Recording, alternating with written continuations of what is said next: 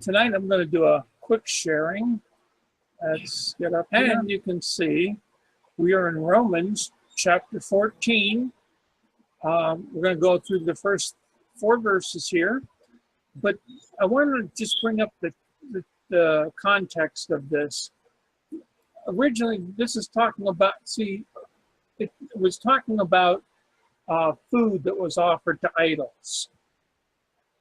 And that was a strict no-no in the Hebrew scriptures. Because if there were food being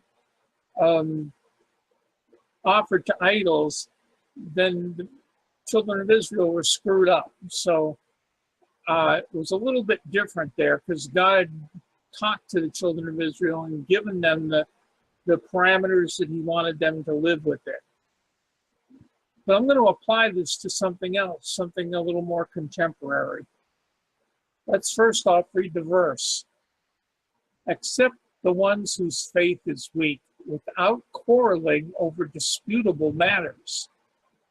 One person's faith allows them to eat anything, but another whose faith is weak eats only vegetables. The one who eats everything must not treat with contempt the one who does not.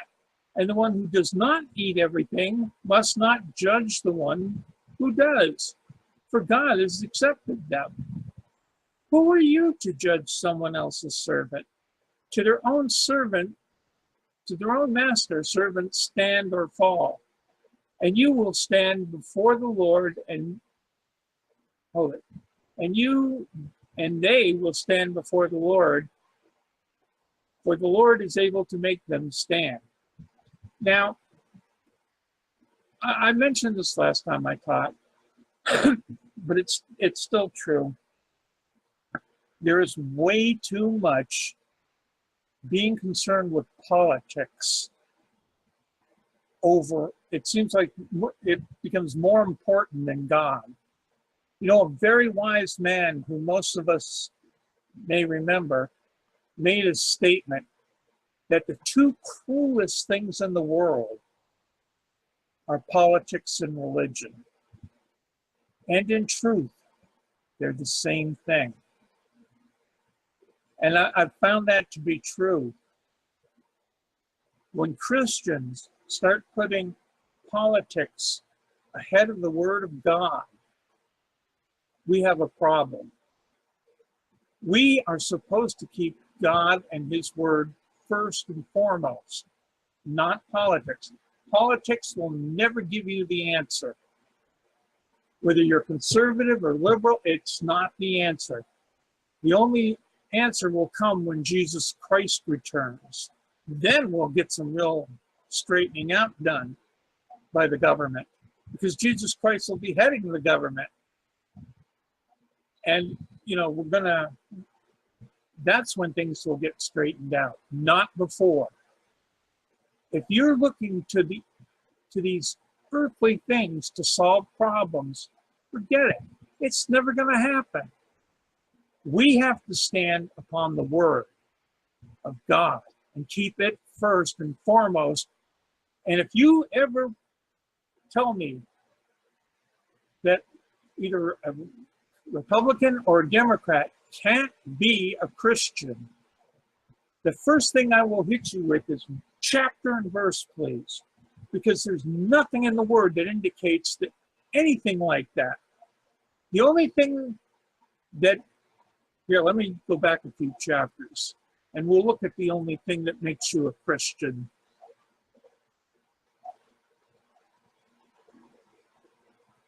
Verse 9, where is it here? If you declare with your mouth Jesus is the Lord, and believe in your heart that God hath raised him from the dead, you will be saved. For with the heart man believes, and are justified, and there is, and it is with your mouth that you profess your faith and are saved. That's the only thing that makes a Christian. That's the only thing. So I want to close out with one more verse from Romans. Therefore, I urge you, brothers and sisters, in view of God's mercy, to offer your bodies as a living sacrifice, holy and pleasing, and this is your true and proper worship. Do not conform to the pattern of this world, but be ye transformed by the renewing of your mind. Then you will be able to test and approve what God's will is, his good, pleasing, and perfect will. We have to renew our minds. We have to cut out this worldly crap that's always being thrown around and just stand together as a body of believers. So I thank you for listening, and Don, you can take it away.